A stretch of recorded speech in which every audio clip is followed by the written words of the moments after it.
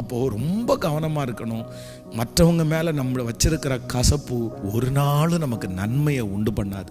ஒருவேளை இந்த சத்தத்தை கேட்குற நீங்கள், என்ன பாஸ்டர் பண்ணுறது, இவ்வளோ துரோகம் பண்ணுறவனை நான் எப்படி மன்னிக்க முடியும், நான் எப்படி கசப்பு வைக்காமல் இருக்க முடியும்? நான் நம்புகிறேன், அவங்க அவ்வளோ துரோகம் பண்ணியும் கர்த்தர் உங்களை கைவிடலைல்ல, கர்த்தர் ஒரு புது வழியை கொடுத்தார்ல, கர்த்தர் அந்த காரியத்தில் நிறைய காரியத்தை உங்களுக்கு கற்றுக் கொடுத்தார்ல.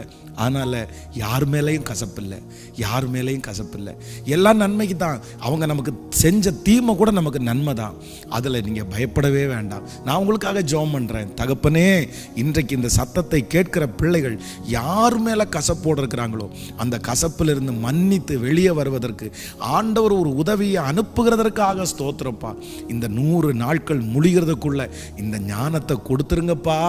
நாங்கள் கசப்போடு இருந்தால் ஒன்றும் பண்ண முடியாதுன்ற ஞானத்தை கொடுத்துருங்க ஆண்டவரே. இந்த கசப்பு எங்களையும் அழிச்சிருன்ற ஞானத்தை கொடுத்துருங்கப்பா. நன்றி.